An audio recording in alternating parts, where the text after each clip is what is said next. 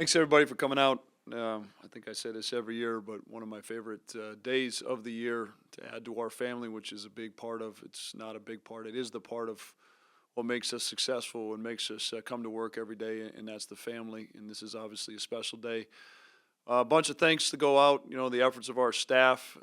To get out on the road this year was certainly a blessing to actually physically see these guys.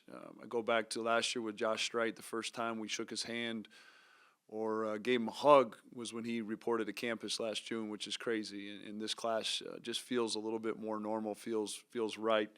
I want to take the time to thank Colleen and her staff for all their efforts.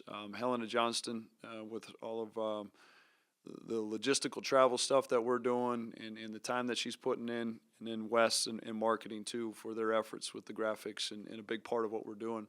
I think anytime you get into something, there's challenges, and the challenges always present themselves in different ways. And the challenge this year really kind of hit me right square in the face, and it's a good problem because of the successes of our program, and because of the guys, even the parts that we're going to lose coming out of this year's group, we're still going to return really good players. And young men are looking for opportunities to play and compete, which obviously we can appreciate.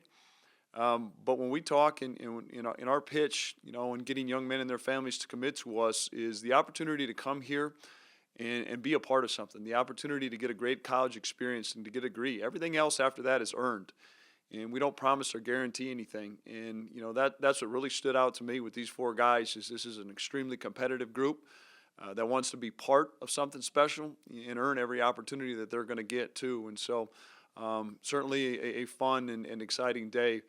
The first one, too, a little tip of the cap, goes back to, you're going to hear from him in a minute, Darren Mueller, softball. I think it was about a year ago. He came down and he says, here, I got a, former coach of mine's son's pretty good player. Those never, ever materialize into something. And I'm thinking, great, we're in that kind of place where our softball coach is telling me who to recruit now, But couldn't be more ecstatic today with Tajavis Miller and his entire family, Brittany and Tavis. To Coach Jones's credit, I put the name on his desk, and he did a tremendous job of following through and following suit. And we were able to get out and see him in different ways in June, and then followed up and saw him a lot in July. Spending more and more time around the family who lived in Fargo for a couple years. It just seems like a terrific fit. Very versatile on both ends of the floor, a tough competitor, good ball in the hand, can play off the just something exactly what we need too. Sam Hastreiter, the second one, another Sam from Lincoln, Nebraska. We can only hope it materializes into something, just even close to what we've got now in Sam Griesel. And watch Sam a lot. That was certainly a unique one where, there's a twin involved. And for me, being a father of twins, it was certainly a unique process. And the conversations get different. And it was a learning experience for me as a father of twins. But Ben and Charity were wonderful people. Sam, again, we talk about it, just our versatility. You saw last night the length that we can put out on the floor and how that's effective of being on the offensive glass, but also being able to do some different things defensively. Sam really fits that mold, and he's a really good basketball player. I think his best basketball is most definitely ahead of him. The last two kind of happened a little bit later from the commitment process. They obviously all signed this morning. Damari Wheeler-Thomas is somebody didn't get a chance to see a whole bunch. Coach Jones saw him a few more times than I did. But just fits that point guard role, a true consummate league guard, ball in hand. He's going to get out and dog the ball for 94 feet. And I think the biggest thing that's really stood out for me with him is just who he is as a person. Him and his mom, Helen, spends, almost all their time together. And little things go a long ways. And quick story about Damari, I'm on the road traveling, and he'd already committed to us at the time, just touching base. And it was late at night. And hang up the phone with him. About 2 minutes later, I get a text, hey, Coach, drive safe. And everybody knows, in this room, the relationship, for, probably a setter in volleyball or a shortstop pitcher in softball. But that point guard head coach relationship is something that's special and needs to be tight. And the way Damari and I are starting out, I'm really excited too. And then Noah Feddersen, again, you're talking kind of a little bit in the same mold as Sam Hastreiter, where Noah is a very good basketball player, very good. When we got him on campus, even surprised us a little bit more when you could physically see him. Legitimately taller than Rocky Cruiser, almost as tall as Grant Nelson. So again, you know, the whole goal in recruiting is to never compromise the character and integrity of the locker room, but to get longer, more athletic pieces that fit. And Noah is definitely that, a young man that can pass it. He can handle it. I think his shot is something that's going to continue to improve on. But just the way he moves at 6'10", his team just made a great run in the football playoffs in Wisconsin. And again, I think, too, just a great opportunity for Noah in particular to just that upside. His best basketball is ahead of him when he focuses solely on basketball, but also just young for his age, too. And I think and hope the state of our program, in particular at those positions, will allow him some time to develop in what we think could be something special, too. So, again, appreciate everybody coming out. I'd be happy to answer any questions.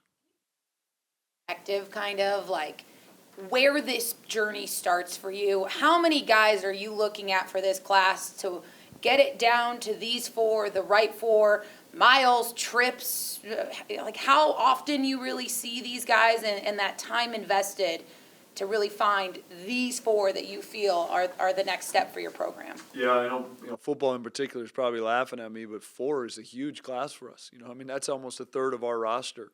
And you just in different ways. Maybe your softball coach comes down and tells you about somebody, and if he wants to keep doing that every year, we can do that.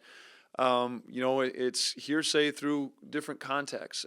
I think, Beth, the biggest thing that we try to do is start inside out, and we do that because certainly our climate, our culture, our environment is different, but we've got what we feel are tremendous contacts and resources within these 6 states, and we can call somebody that we know directly.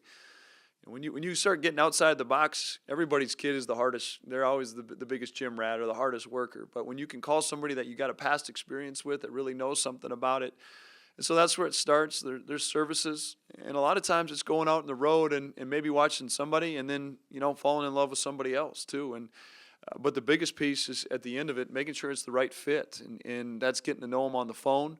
That's being in their homes, which was nice that we could do. That's spending 48 hours with us on official visits.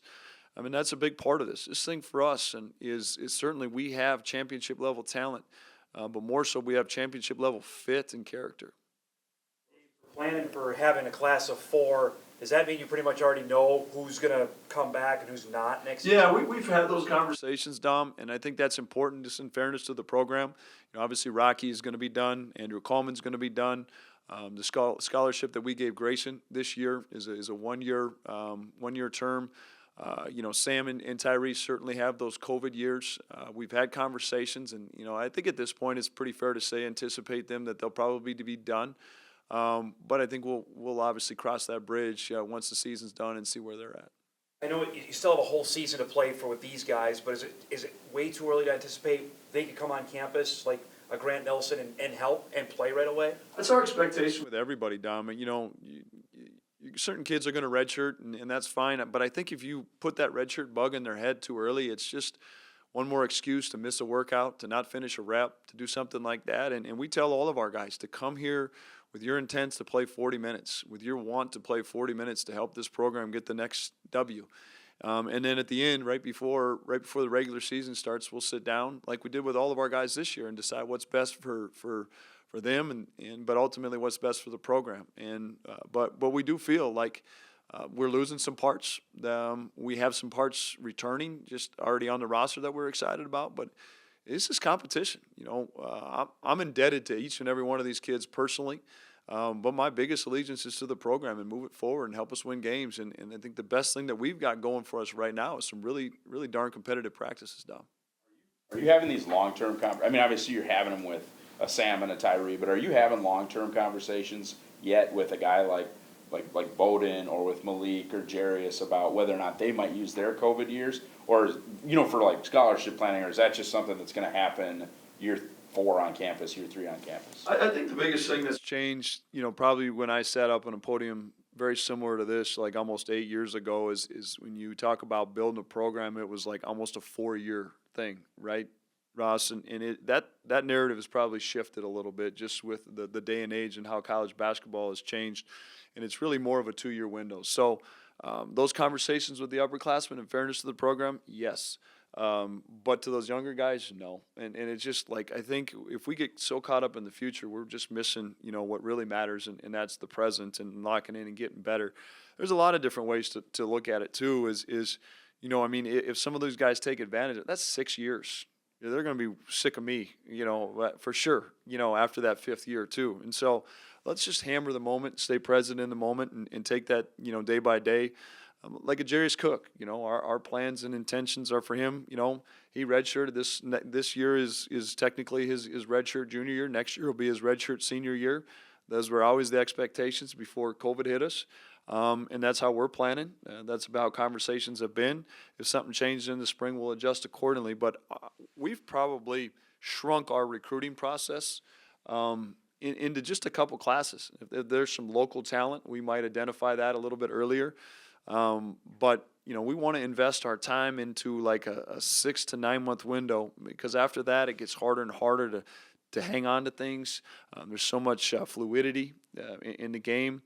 You start recruiting juniors and sophomores, and there's just so many things. Like I think we've done a good job. You and I talked about this the other day. I think we've done a good job of not re-recruiting our own guys, but spending a lot of quality time with them, loving them. And then when we get opportunities, it'll really heat up for this 23 class for us this spring. Last couple of classes have had at least one like junior college transfer, grad transfer, whatever. This is 4 high school seniors. Do you feel like you're kind of getting caught up in that way, or is this kind of the foundation you'd like to build the program? What's it like to actually bring in 4 high school seniors in a class? Well, it's always the way we want to do it. High school guys and develop them and bring their families in from the start and build from there. Now, we do have one scholarship right now, and that's a big thing that we've talked about, Ross, is college basketball is also about getting old, and something that we've talked about with that scholarship is experience, whether that's junior college transfer, whether that's something in the portal or anything like that. We're embracing. We'll embrace everything, but making sure it's the right fit. I think the part that I'm not scared of with 4 high school guys is we've got we've got 8 guys coming back that we're very excited about too, and that's why you can do it what we feel is the right way and really build from the foundation up. I'm just gonna let you know, like from our perspective at 24/7, Andrew Morgan was the highest ranked recruit you ever got. They have Tajavis higher than that even. So back-to-back classes, you brought in the highest ranked recruit in the history of North Dakota State basketball. What is it about what you guys have got going on that makes you that attractive to these high-level kids? You'd have to ask them. I think what we're most proud of, Ross, is that we do have high-level talent, that we have not compromised the character. And I think I know I personally learned some things, at times the hard way, and that is making sure that you need talent. There is no doubt about it. I'm a pretty average coach with average players. But if you don't have the right people in the locker room that get along, toughen together is such a big part of what we do. I can tell, it is so much fun to be with our guys right now. I mentioned it last night. I can't wait. I can't wait to 7:50 tomorrow morning. And just to be getting on the plane with those guys, because they're wonderful to come with. You can ask any one of our coaches. We coach basketball. We spend time talking life with our guys. We're not chasing our guys around going to classes. We're not chasing our guys. I don't sleep with my phone. It's in the kitchen. It's not next to my bed, because we have high character. When you do those things, they develop. And that's why I keep going back. And I know I've talked ad nauseum about this, but I'm going to continue to talk about it. So any future recruit that wants to listen to it, Rocky Cruiser, Tyree Edey, Sam Griesel, those are 3 upper Midwest high school kids that came here, and they developed. And they didn't have the successes right away. But guess what? They kept watering their own grass. They stayed around. And you're starting to see that. Jarius Cook, I could not be more prouder of that kid and the way he's matured. And he's starting to see it might seem crazy because it was Concordia. He played one of the better games he's ever played. And some of the things that he did, it was more like what he didn't do. Right? And to see that progress and maturity, to see those guys own some things, we got the right people, and that's what we're most excited about. Like Tajavis, his dad called me today, and you probably know this. Supposedly there's a 24/7 article coming out on the top 10 fits in 22 when it comes to player and program. He's one of them. That's in the nation, and so great, we got this top 10 recruit. That doesn't mean anything. what we got to recruit that he thinks fits and we think fits, that means everything. For me, Noah and Sam, you look at them as far as just like a strict box score aspect. They're not averaging 20 and 12. You mentioned their best basketball being ahead of them. What is it about like a player like that you guys identify, and then how much do you put on you guys and your staff to get that out of them? You know, I'll give myself credit for paying attention to smarter people around me, and I was fortunate, to be around Craig Bull. And one of the things that he said, that was really profound when it came to recruiting, we're all equal when it comes to evaluation. And numbers stand out. They do. And I think you'll see improvements in those numbers from juniors to senior years. But what also stands out is longevity. Having the right kids so that when adversity hits, they don't leave and they get better. And I think our staff, we do our due diligence. I'm not saying we're perfect. I'm not saying we hit a home run every time. But we do our due diligence to make sure we have the ones that understand. We tell them, one of the very first things we tell them, we're not selling you anything. Here's who we are. Here's the opportunity you have. Because the worst thing that can go into our plan is we get a freshman to come, and they're here for a year, maybe two, and then they leave. And then we have to start over again. And so we're going to paint the picture of reality and trying to get them to stick around. And when you do that, it builds from there. Were you worried about the Hastreiters being a package deal? Was that something that you talked about in the recruiting process? If one was going to go, the other was going to go to the same spot? I think it's the ultimate test of development, right? I mean, we're gonna find out. I'm excited. Jack's a wonderful kid. I wish him the best, except for 80 or 120 minutes out of the year. By all accounts, there's already been some scuttle in the Hastreiter household. But we're really excited to have Sam. I know that Sam was a big priority from the start, and he had a wonderful experience on his visit. There was a time where you're both testing each other's part. Who's going to stick through this thing, and when you get somebody like that who's really thought through it and had multiple visits and chose something different than his brother, he's adamant that he wants to be here and compete for championships.